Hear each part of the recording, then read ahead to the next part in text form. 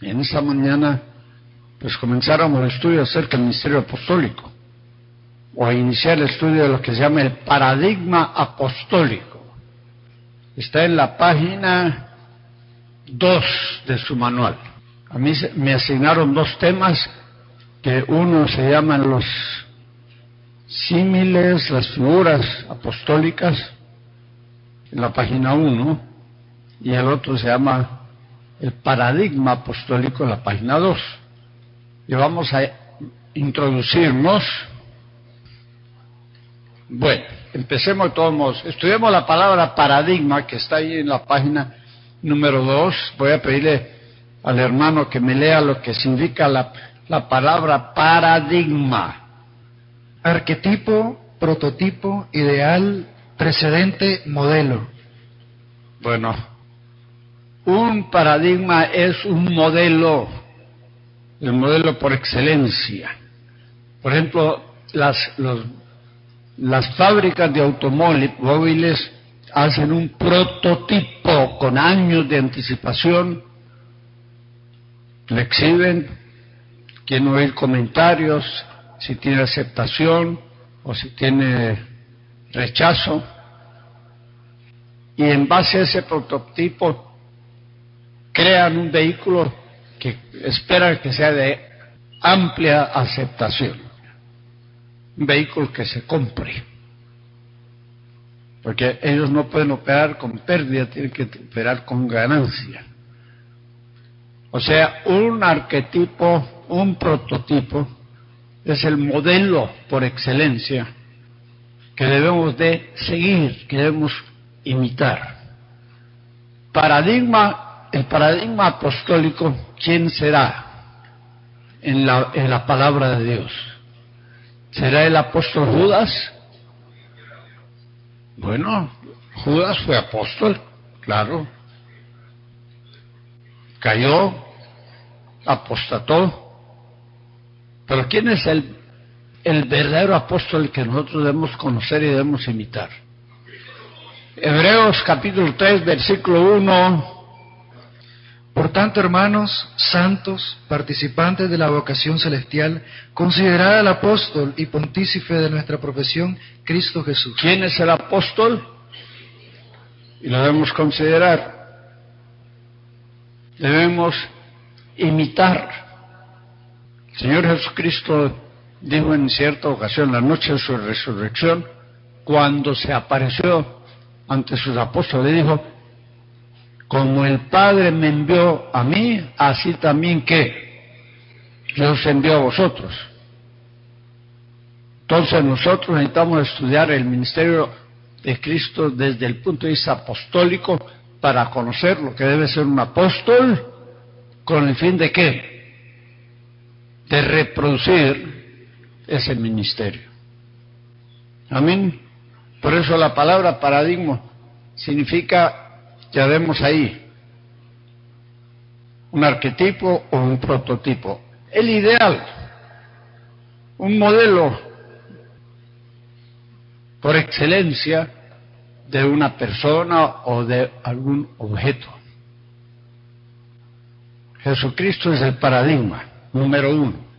Y el paradigma número 2 en el Nuevo Testamento es el apóstol Pablo, que también deberíamos estudiar su ministerio a través de los hechos y las epístolas para ver lo que él fue, lo que él hizo, porque es un ejemplo.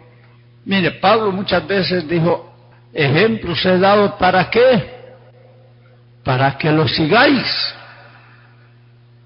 Sí, varias veces el apóstol Pablo dijo que lo debíamos de imitar, especialmente cuando querramos realizar un ministerio apostólico. Bueno, empecemos aquí, hermanos amados, en el paradigma apostólico. Dice definición: apóstol. ¿Qué es un apóstol?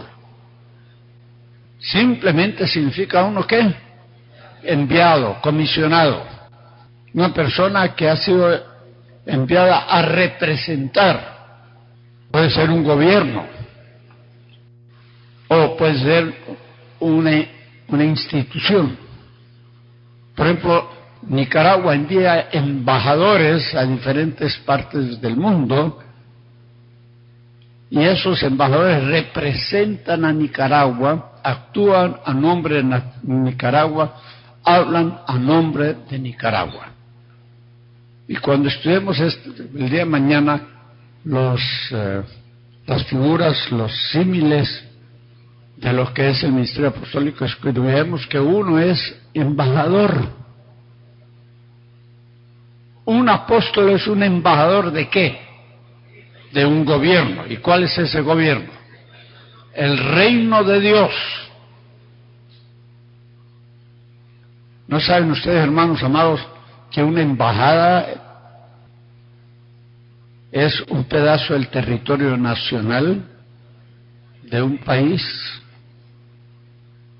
Aquí hay embajada, pongámosle, de Guatemala, y pueden las autoridades nicaragüenses invadir esa embajada, ni el ejército ni la policía, porque es considerado territorio de otra nación. Y realmente, hermanos amados, nuestras iglesias deberían ser ¿qué? Embajadas del reino de Dios.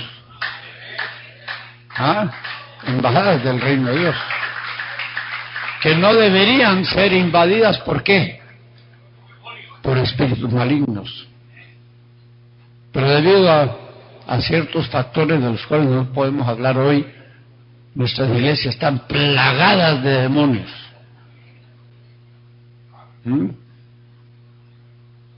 Están plagadas. Sigamos aquí estudiando, hermanos. Entonces, un apóstol es un enviado. Aquí dice las palabras: emisario, comisionado, delegado, embajador. Alguien enviado con poderes especiales a cumplir una delicada misión. Un embajador plenipotenciario. Mire, Jesucristo dijo: toda potestad me es dada en el cielo y en la tierra. Y ya vimos en Hebreos capítulo 3, versículo 1, que Él es el apóstol por excelencia. Y cuando Él llamó a sus discípulos, se apartó algunos de ellos para ser apóstoles, ¿qué les dijo? Aquí os doy potestad. Les dio potestad sobre los espíritus malos. ¿Para qué? Para echarlos fuera. Les compartió su autoridad, les delegó su autoridad, les transfirió su autoridad.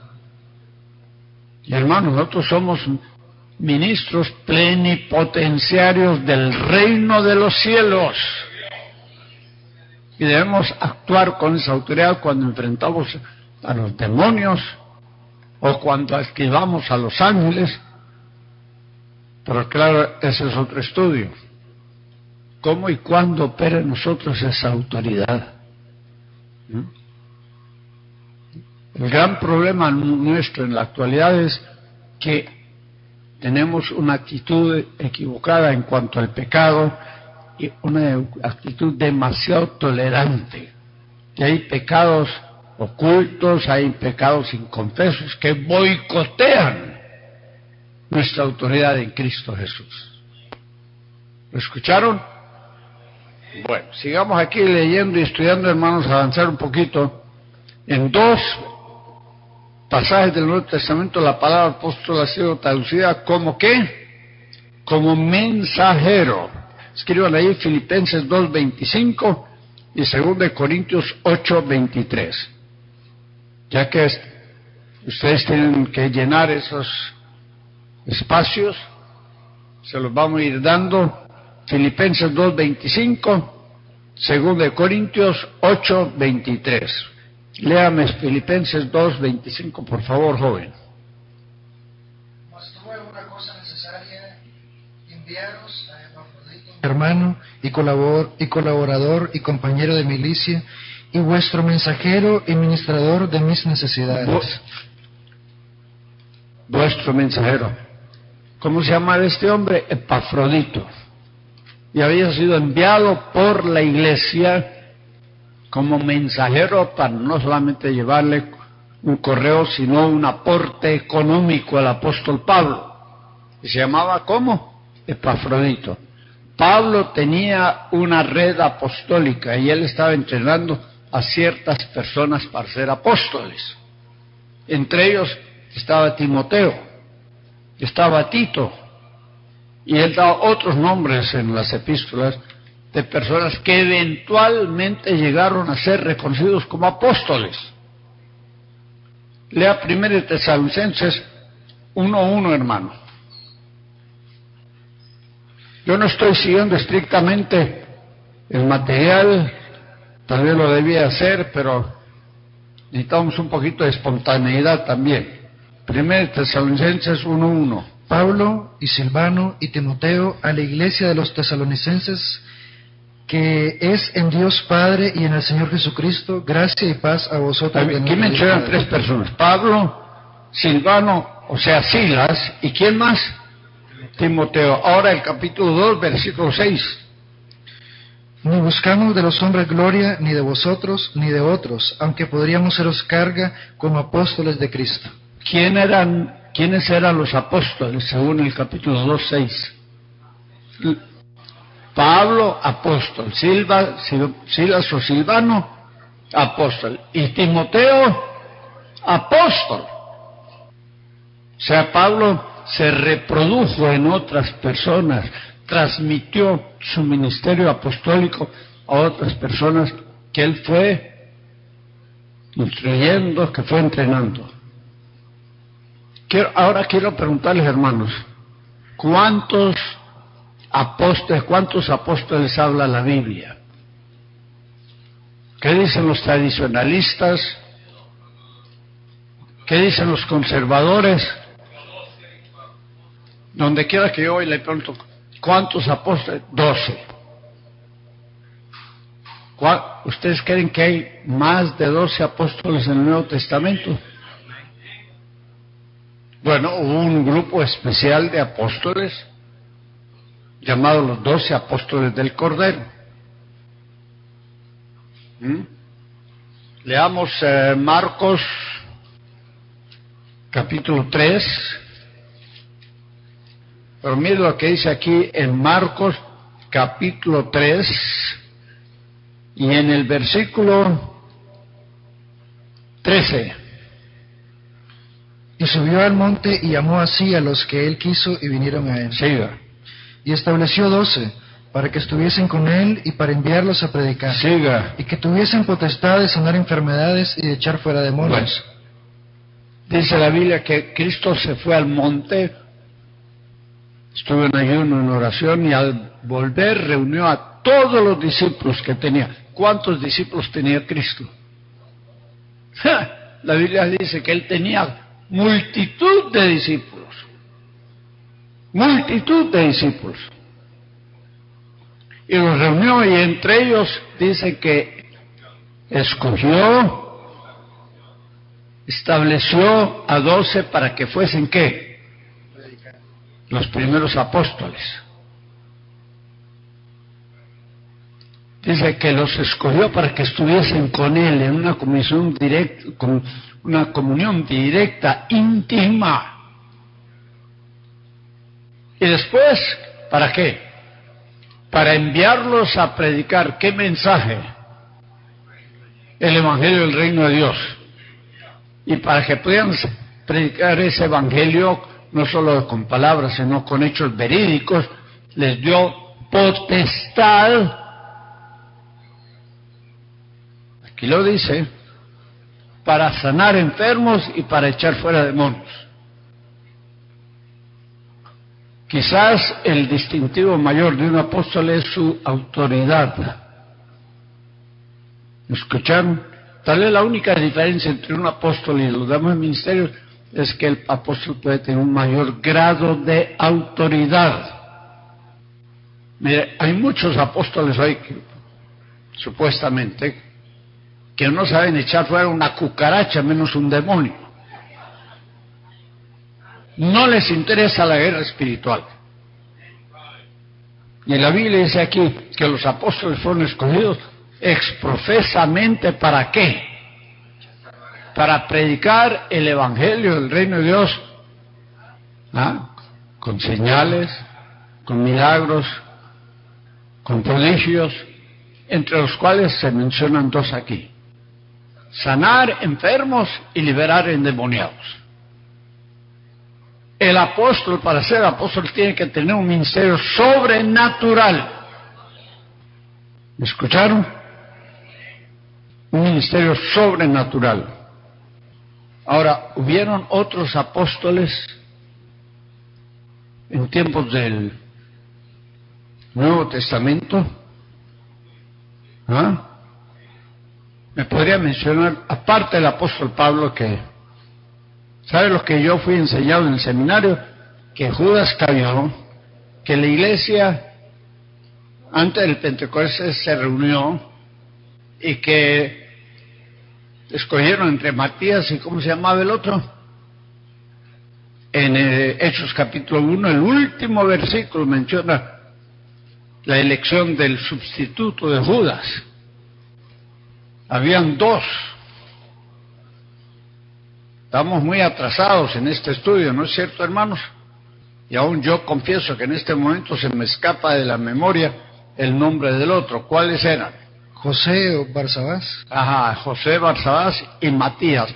Y no, ¿cómo escogieron a Matías? ¿Eh? Echaron suertes, aunque de eso habla el libro de Proverbios. Me enseñaron a mí que la elección de Matías fue una anomalía, que el que había escogido Dios para ocupar el lugar de Judas era ¿quién? Pablo, para completar el número de los 12 apóstoles. Y que no hubieron más, que al morir esos 12 se acabó el ministerio apostólico. Para muchos el ministerio apostólico terminó o debería haber terminado con la muerte de Juan el Revelador, el que es llamado Juan el Apóstol o Juan el Anciano. No habían más apóstoles en el Nuevo Testamento. ¿Quieren ustedes, le puedan mostrar algo? Ya que estamos hablando de apóstoles, ya mañana les prometo hacer un estudio mucho más ordenado para que ustedes puedan tomar nota de todos estos textos bíblicos. Pero vayamos aquí en Lucas en Lucas 9, versículo 1 dice: juntando a sus 12 discípulos, les dio virtud y potestad sobre todos los demonios y que sanasen enfermos. Ahí está el nombramiento de los apóstoles. Y los envió a que predicasen el reino de Dios. Ahora, ¿qué dice en el versículo 6? Y saliendo rodeaban por todas las aldeas, anunciando el evangelio y sanando por todas partes. De ahí saltemos, hermanos amados, al capítulo 10. Y después de estas cosas, designó el Señor aún ¿qué? Otros 70. ¿Qué había designado en el capítulo 9? Los primeros 12 apóstoles. Y ahora, en vista de la gran necesidad, en el capítulo 10, ¿qué hizo? Designó otros ¿qué? 70. ¿Los designó qué? Si yo voy a una tienda y pido una docena de huevos, pero al salir, recuerdo, me puse a calcular, necesito para el desayuno, para hacer ciertos pasteles, etcétera, etcétera. Entonces regreso a la tienda, repito, y le digo, denme otros 6. ¿Qué me van a traer? ¿Limones? Me van a traer los 6 de lo mismo. Si en el capítulo 9 habla del nombramiento de los primeros apóstoles, y en el 10 dice, y Jesús designó otros 70 para que ser ¿qué? Para ser apóstoles. Y si usted compara los requisitos del nombramiento de los 12 con el nombramiento de los 70, va a descubrir que fue igual. ¿Cómo es posible que digan que solo habían 12 apóstoles cuando la Biblia dice que Cristo designó aún otros 70? ¿Quieren que les dé el nombre de un apóstol en la Biblia que no era parte del bando de los 12 apóstoles originales? ¿Quieren saberlo? Vamos a Lucas 24. Pero miren lo que dice Lucas 24. Tienen todos abiertos la Biblia. Dice la Biblia aquí que el día de la resurrección un cierto grupo de mujeres fueron al sepulcro a ungir el cuerpo de Cristo. El nombre de ellas está en el versículo 10, y eran María Magdalena y Juana y María, madre de Jacobo, y las demás con ellas, las cuales dijeron estas cosas. ¿A quiénes? A los apóstoles. Ahora en el versículo 13 dice, y aquí 2 de ellos, ¿2 de quiénes? 2 de los apóstoles iban el mismo día a una aldea que estaba en Jerusalén, 70 estadios, y en el versículo 18 dice, y respondiendo el uno de los 2, que se llamaba ¿cómo? Que era Cleofas. ¿Qué era Cleofas? Apóstol. ¿Cómo se atreven los líderes evangélicos de hoy en día decir que no habían sino 12 apóstoles? Cuando la Biblia claramente enseña de que Cristo nombró 12, después 70, entre los cuales quizás estaba Cleofas y su compañero de viaje que lo estaba acompañando en la ida a Emaús. También la Biblia habla del nombramiento de los apóstoles del Espíritu Santo en el libro de los Hechos de los Apóstoles.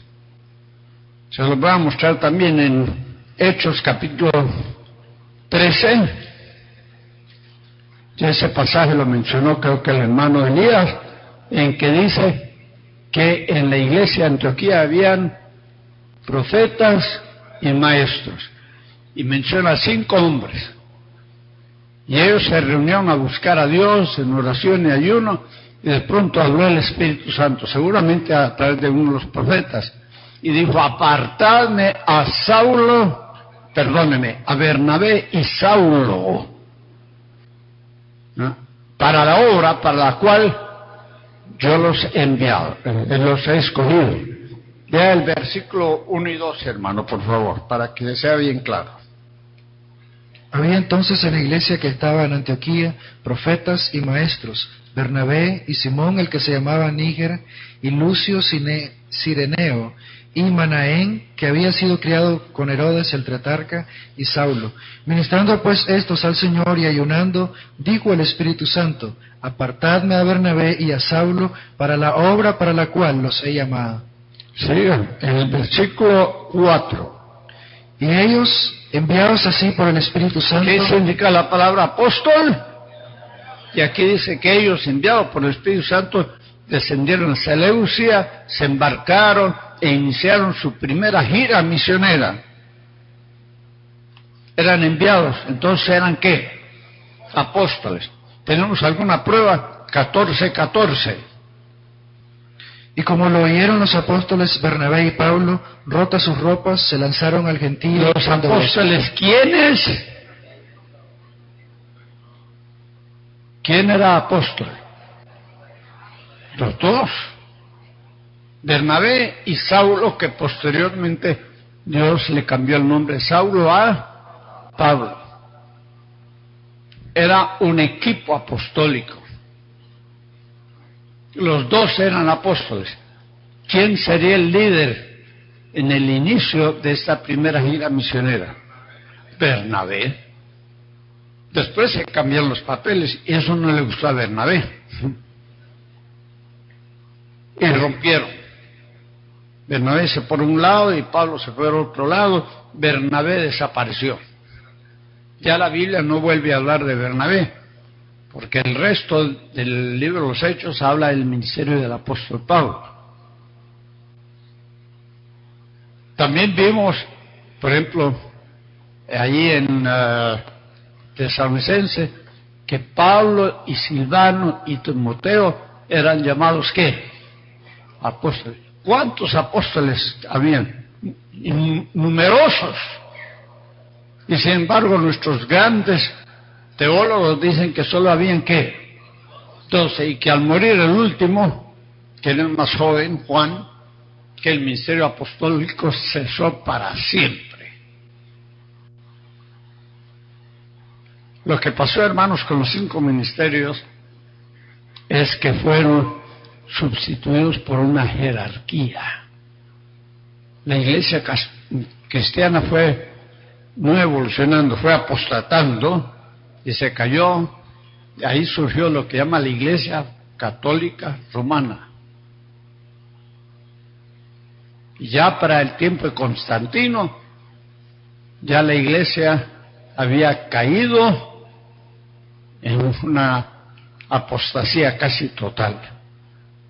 Y surgieron los papas, los cardenales, los arzobispos, los obispos, los monseñores, una jerarquía que vino a sustituir el ministerio quíntuple, el pentaministerio.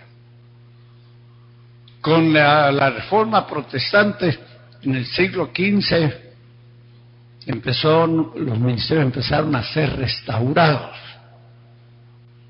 Pero no ha sido sino hasta en los últimos 50, 60 años que han sido restaurados 2 ministerios que son críticos: el ministerio apostólico y el ministerio profético.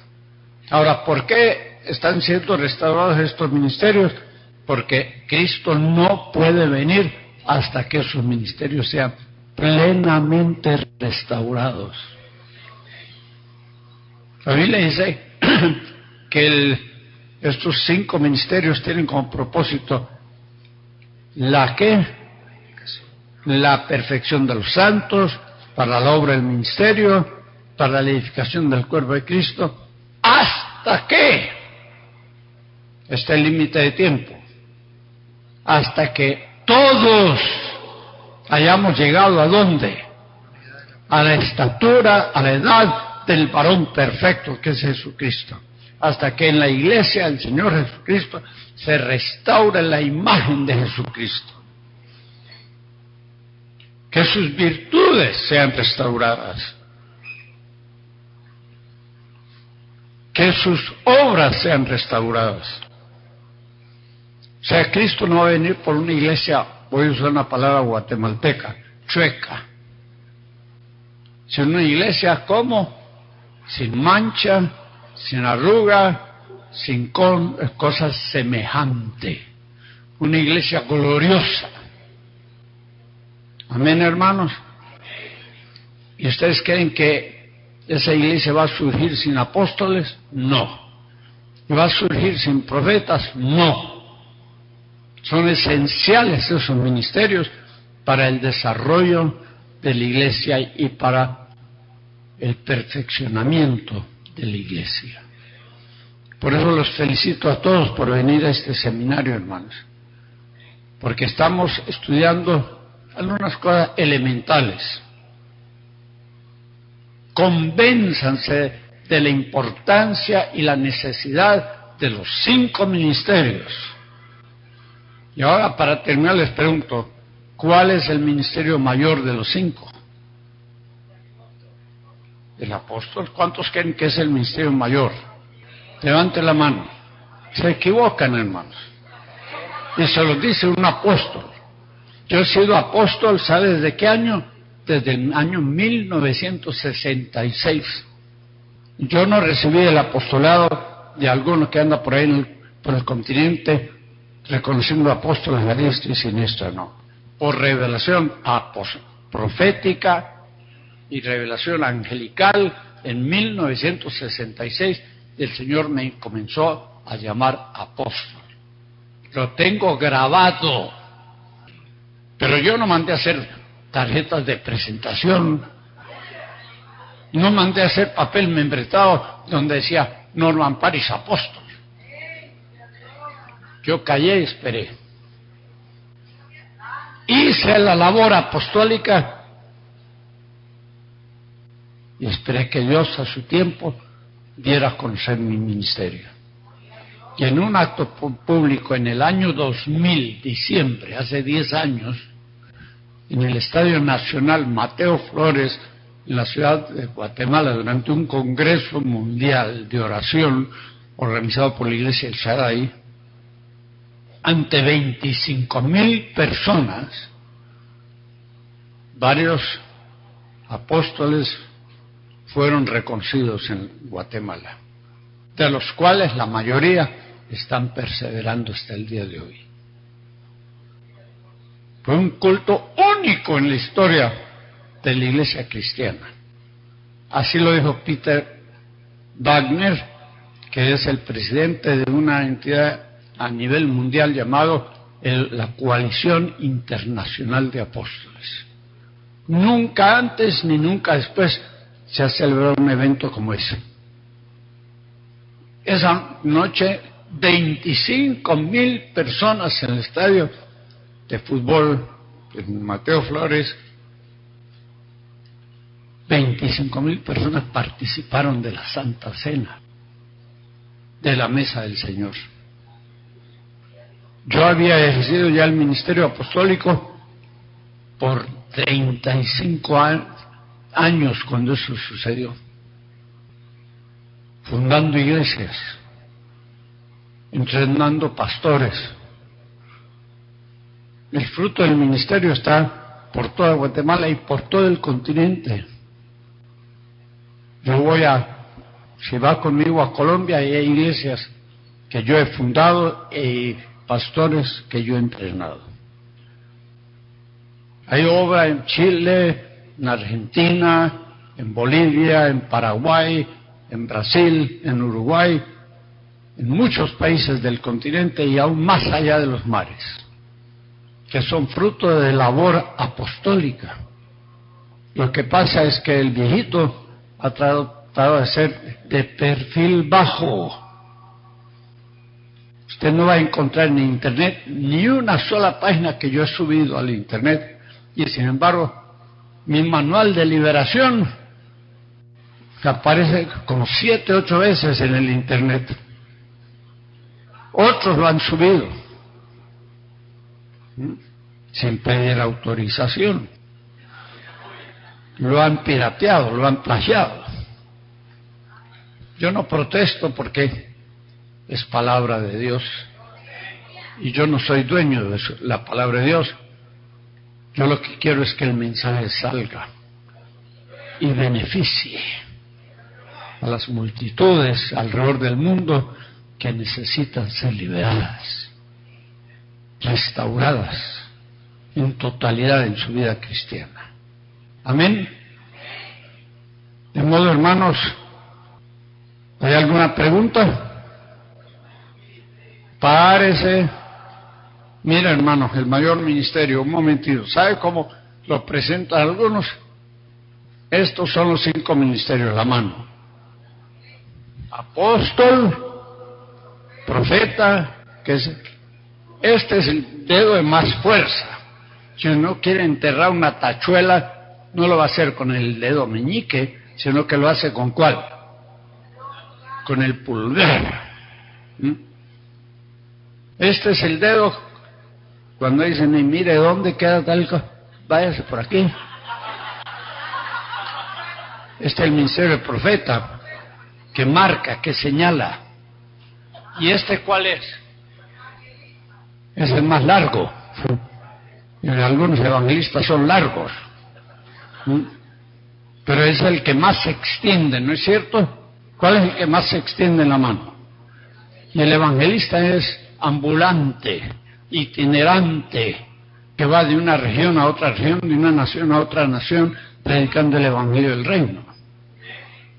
Ahora, este dedo, ¿por qué es el pastor? ¿Dónde va el anillo de bodas? En Norteamérica, en la mano derecha. No, perdone, en Norteamérica en la mano izquierda. Y en América Latina en la mano derecha. A ver, ¿cuántos casados tenemos aquí? ¿No escondieron el anillo antes de venir? A ver, levanten el anillo. ¿Dónde lo tienen la mayoría? Hay algunos arrevesados, como el hermano evangelista, que lo tiene en la mano izquierda.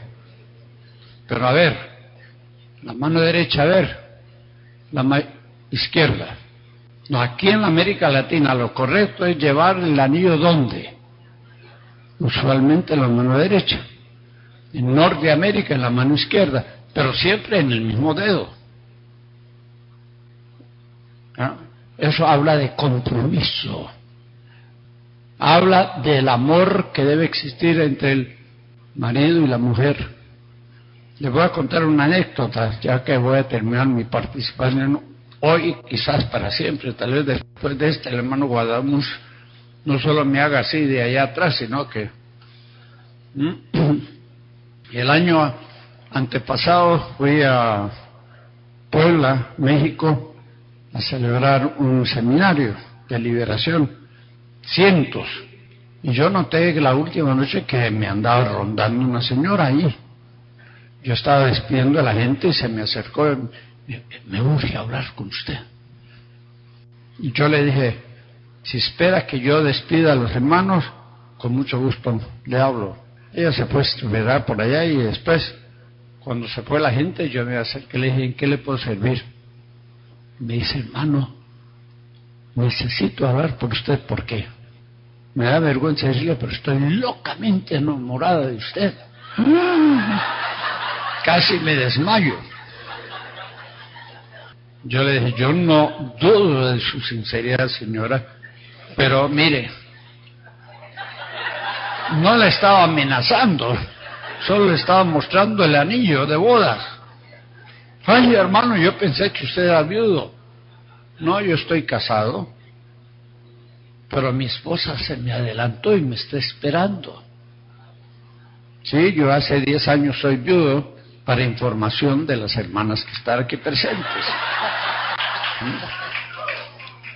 Pero no ando buscando, porque yo cuando murió mi esposa decidí quedarme solo el resto de mi vida, para dedicarme enteramente a la obra.